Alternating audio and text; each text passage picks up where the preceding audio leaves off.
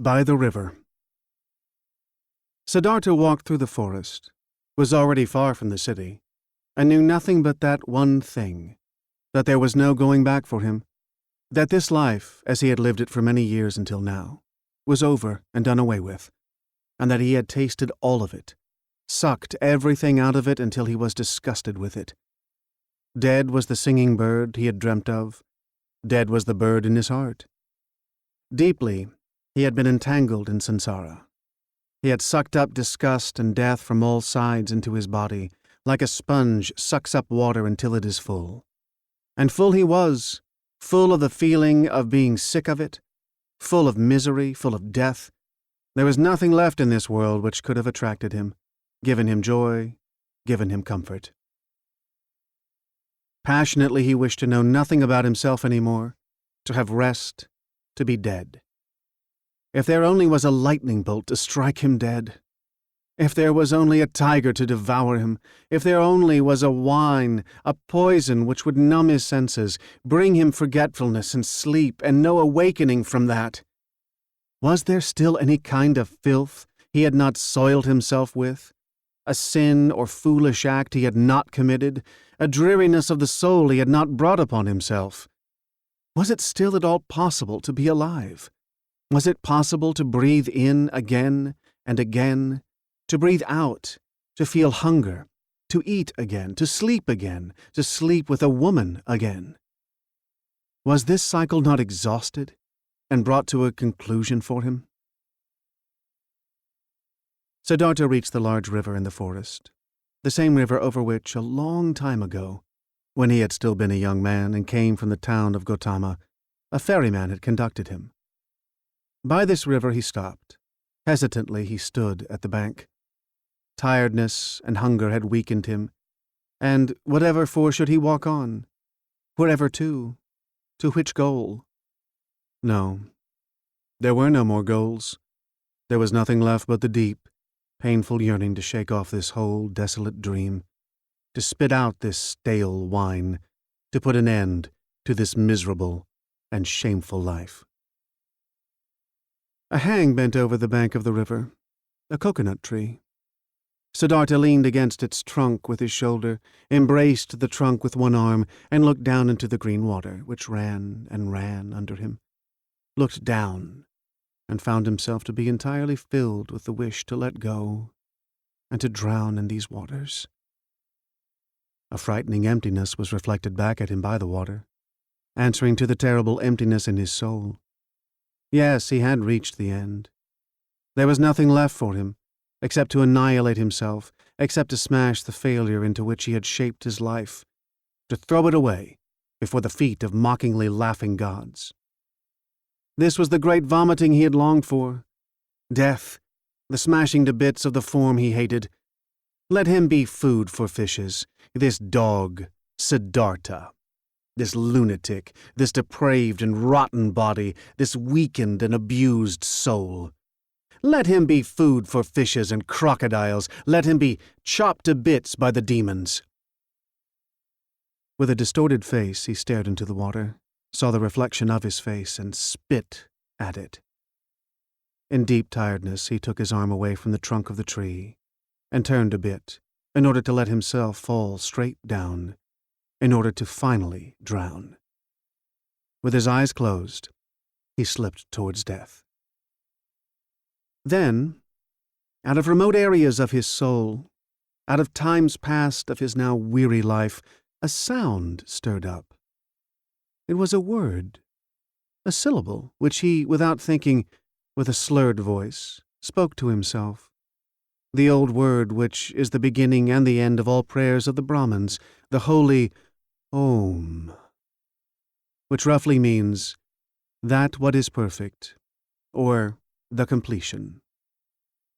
And in the moment when the sound of Om touched Siddhartha's ear, his dormant spirit suddenly woke up and realized the foolishness of his actions. Siddhartha was deeply shocked. So this was how things were with him. So doomed was he. So much had he lost his way and was forsaken by all knowledge that he had been able to seek death, that this wish of a child, had been able to grow in him, to find rest by annihilating his body. What all agony of these recent times, all sobering realizations, all desperation had not brought about, this was brought on by this moment. When the Om entered his consciousness, he became aware of himself in his misery and in his error. Om, he spoke to himself. Om. And again he knew about Brahman, knew about the indestructibility of life, knew about all that is divine, which he had forgotten. But this was only a moment, a flash. By the foot of the coconut tree, Siddhartha collapsed, struck down by tiredness, mumbling, Om, placed his head on the root of the tree, and fell into a deep sleep. Deep was his sleep, and without dreams. For a long time he had not known such a sleep any more. When he woke up after many hours, he felt as if 10 years had passed. He heard the water quietly flowing, did not know where he was, and who had brought him here, opened his eyes, saw with astonishment that there were trees and the sky above him, and he remembered where he was, and how he got here. But it took him a long while for this, and the past seemed to him as if it had been covered by a veil, infinitely distant, infinitely far away, infinitely meaningless. He only knew that his previous life, in the first moment when he thought about it, this past life seemed to him like a very old, previous incarnation, like an early pre-birth of his present self. That his previous life had been abandoned by him, that, full of disgust and wretchedness, he had even intended to throw his life away, but that by a river, under a coconut tree, he had come to his senses, the holy word Om on his lips, that then he had fallen asleep and had now woken up and was looking at the world as a new man. Quietly, he spoke the word Om to himself, speaking which he had fallen asleep, and it seemed to him as if his entire long sleep had been nothing but a long, meditative recitation of Om, a thinking of Om, a submergence and complete entering into Om, into the nameless, the perfected.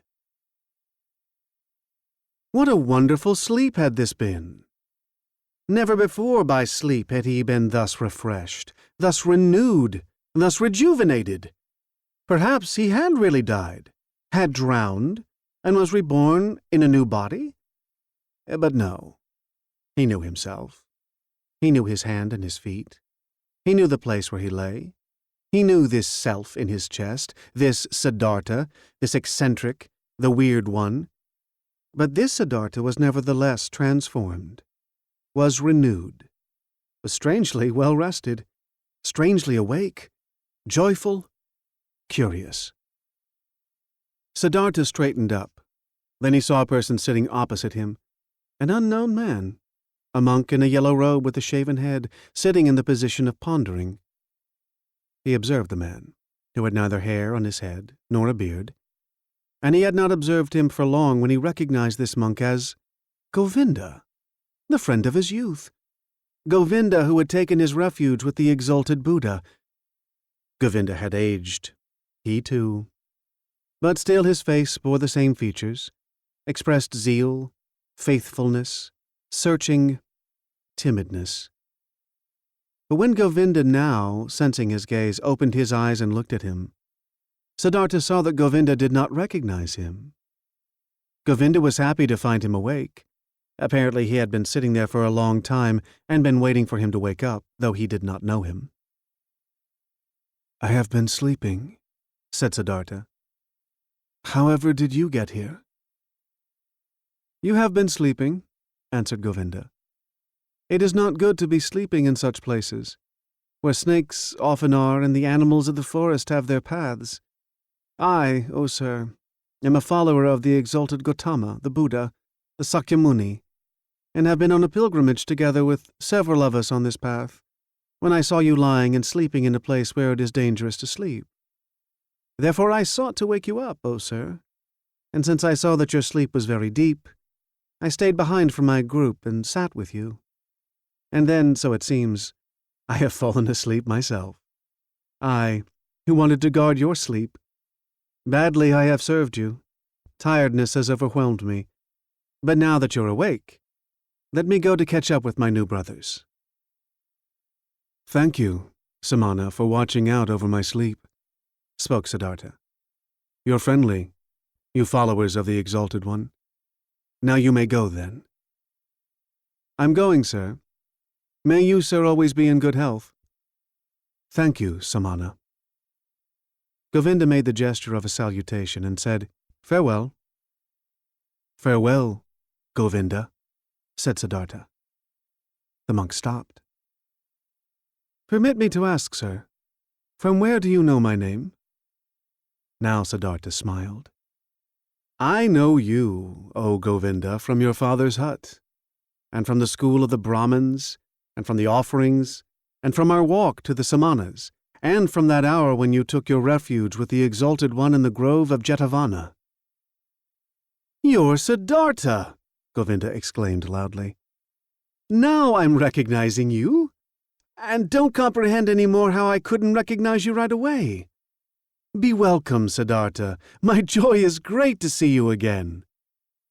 It also gives me joy to see you again. You've been the guard of my sleep. Again, I thank you for this, though I wouldn't have required any guard. Where are you going to, O friend? I'm going nowhere. We monks are always traveling.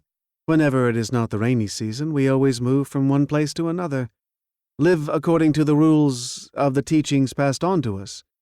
Accept alms, move on. It is always like this. But you, Siddhartha, where are you going? Said Siddhartha, With me too, friend, it is as it is with you. I'm going nowhere. I'm just traveling. I'm on a pilgrimage. Govinda spoke. You're saying you're on a pilgrimage, and I believe you, but forgive me, O Siddhartha, you do not look like a pilgrim. You're wearing a rich man's garments. You're wearing the shoes of a distinguished gentleman, and your hair, with the fragrance of perfume, is not a pilgrim's hair, not the hair of a samana. Right so, my dear, you have observed well. Your keen eyes see everything. But I haven't said to you that I was a samana. I said, I am on a pilgrimage. And so it is. I'm on a pilgrimage.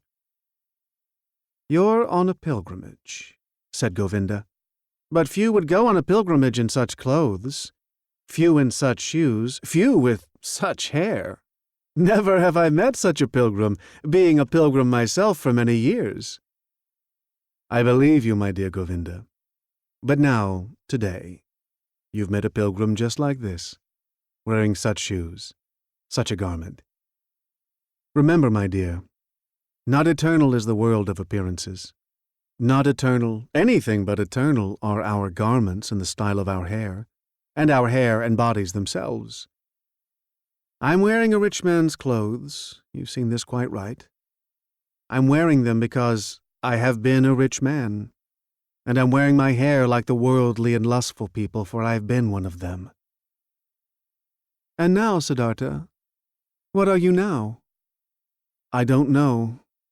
I don't know it, just like you. I'm traveling. I was a rich man, and am a rich man no more, and what I'll be tomorrow, I don't know. You've lost your riches? I've lost them or they me. They somehow happened to slip away from me. The wheel of physical manifestations is turning quickly, Govinda. Where is Siddhartha the Brahmin? Where is Siddhartha the Samana? Where is Siddhartha the rich man? Non-eternal things change quickly, Govinda. You know it. Govinda looked at the friend of his youth for a long time, with doubt in his eyes. After that, he gave him the salutation which one would use on a gentleman, and went on his way. With a smiling face, Siddhartha watched him leave. He loved him still, this faithful man, this fearful man. And how could he have not loved everybody and everything in this moment, in the glorious hour after his wonderful sleep, filled with Om? The enchantment which had happened inside of him in his sleep, and by means of the Om, was this very thing, that he loved everything, that he was full of joyful love for everything he saw. And it was this very thing, so it seemed to him now, which had been his sickness before, that he was not able to love anybody or anything. With a smiling face, Siddhartha watched the leaving monk. The sleep had strengthened him much, but hunger gave him much pain, for by now he had not eaten for 2 days, and the times were long past when he had been tough against hunger. With sadness, and yet also with a smile, he thought of that time. In those days, so he remembered, he had boasted of 3 things to Kamala, had been able to do 3 noble and undefeatable feats: fasting, waiting, thinking. These had been his possession, his power and strength, his solid staff. In the busy, laborious years of his youth, he had learned these 3 feats, nothing else. And now they had abandoned him. None of them was his any more, neither fasting, nor waiting, nor thinking. For the most wretched things he had given them up, for what fades most quickly, for sensual lust, for the good life, for riches. His life had indeed been strange, and now, so it seemed, now he had really become a childlike person. Siddhartha thought about his situation. Thinking was hard on him. He did not really feel like it, but he forced himself. Now, he thought, since all these most easily perishing things have slipped from me again, now I'm standing here under the sun again, just as I have been standing here a little child. Nothing is mine. I have no abilities. There is nothing I could bring about. I have learned nothing. How wondrous is this! Now that I am no longer young, that my hair is already half gray, that my strength is fading, now I'm starting again at the beginning, and as a child. Again, he had to smile. Yes, his fate had been strange. Things were going downhill with him, and now he was again facing the world, void and naked and stupid. But he could not feel sad about this, no. He even felt a great urge to laugh about himself, to laugh about this strange, foolish world. "Things are going downhill with you," he said to himself, and laughed about it.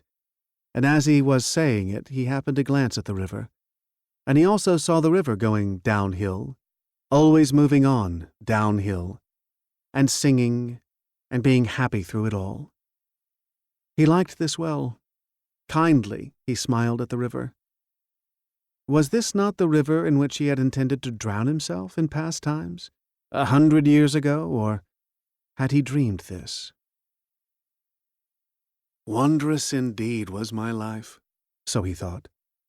Wondrous detours it has taken. As a boy, I had only to do with gods and offerings. As a youth, I had only to do with asceticism, with thinking and meditation, with searching for Brahman, worshipped the eternal in the Atman. But as a young man, I followed the penitents, lived in the forest, suffered of heat and frost, learned to hunger, taught my body to become dead. Wonderfully soon afterwards, insight came towards me in the form of the great Buddha's teachings. I felt the knowledge of the oneness of the world circling in me like my own blood. But I also had to leave Buddha and the great knowledge. I went and learned the art of love with Kamala, learned trading with Kamaswami, piled up money, wasted money, learned to love my stomach, learned to please my senses. I had to spend many years losing my spirit, to unlearn thinking again, to forget the oneness. Isn't it just as if I had turned slowly and on a long detour from a man into a child, from a thinker into a childlike person? And yet this path has been very good, and yet the bird in my chest has not died. But what a path has this been! I had to pass through so much stupidity, through so many vices, through so many errors, through so much disgust and disappointments and woe, just to become a child again, and to be able to start over. But it was right, so my heart says yes to it. My eyes smiled to it. I've had to experience despair. I've had to sink down into the most foolish one of all thoughts, to the thought of suicide, in order to be able to experience divine grace, to hear Om again, to be able to sleep properly and awake properly again. I had to become a fool to find Atman in me again. I had to sin to be able to live again. Where else might my path lead me to? It is foolish, this path. It moves in loops. Perhaps it is going around in a circle. Let it go as it likes. I want to take it. Wonderfully, he felt joy rolling like waves in his chest. Wherever from, he asked his heart, where from did you get this happiness? Might it come from that long, good sleep which has done me so good? Or from the word Om which I said? Or from the fact that I have escaped, that I have completely fled, that I am finally free again and am standing like a child under the sky? Oh, how good it is to have fled, to have become free! How clean and beautiful is the air here, how good to breathe. There, where I ran away from, there everything smelled of ointments, of spices, of wine, of excess, of sloth. How did I hate this world of the rich, of those who revel in fine food, of the gamblers? How did I hate myself for staying in this terrible world for so long? How did I hate myself, have deprived, poisoned, tortured myself, have made myself old and evil? No, never again I will, as I used to like doing so much, delude myself into thinking that Siddhartha was wise. But this one thing I have done well. This I like, this I must praise, that there is now an end to that hatred of myself, to that foolish and dreary life. I praise you, Siddhartha. After so many years of foolishness, you have once again had an idea, have done something, have heard the bird in your chest singing, and have followed it. Thus he praised himself, found joy in himself, listened curiously to his stomach, which was rumbling with hunger. He had now, so he felt in these recent times and days, completely tasted and spit out, devoured up to the point of desperation and death, a piece of suffering, a piece of misery. Like this, it was good. For much longer he could have stayed with Kamaswami, made money, wasted money, filled his stomach and let his soul die of thirst. For much longer he could have lived in this soft, well-upholstered hell, if this had not happened. The moment of complete hopelessness and despair, that most extreme moment when he hung over the rushing waters and was ready to destroy himself. That he had felt this despair, this deep disgust, and that he had not succumbed to it. That the bird, the joyful source and voice in him was still alive after all. This was why he felt joy. This was why he laughed. This was why his face was smiling brightly under his hair, which had turned gray. It is good, he thought, to get a taste of everything for oneself, which one needs to know. That lust for the world and riches do not belong to the good things I have already learned as a child. I have known it for a long time, but I have experienced it only now. And now I know it. Don't just know it in my memory, but in my eyes, in my heart, in my stomach. Good for me to know this. For a long time he pondered his transformation, listened to the bird as it sang for joy. Had not this bird died in him? Had he not felt its death? No, something else from within him had died, something which already for a long time had yearned to die. Was it not this what he used to intend to kill in his ardent years as a penitent? Was this not his self, his small, frightened and proud self, he had wrestled with for so many years, which had defeated him again and again, which was back again after every killing, prohibited joy, felt fear? Was it not this which today had finally come to its death, here in the forest, by this lovely river? Was it not due to this death that he was now like a child, so full of trust, so without fear, so full of joy? Now Siddhartha also got some idea of why he had fought this self in vain as a Brahmin, as a penitent. Too much knowledge had held him back. Too many holy verses, too many sacrificial rules, too much self-castigation, so much doing and striving for that goal. Full of arrogance he had been, always the smartest, always working the most, always one step ahead of all others, always the knowing and spiritual one, always the priest or wise one.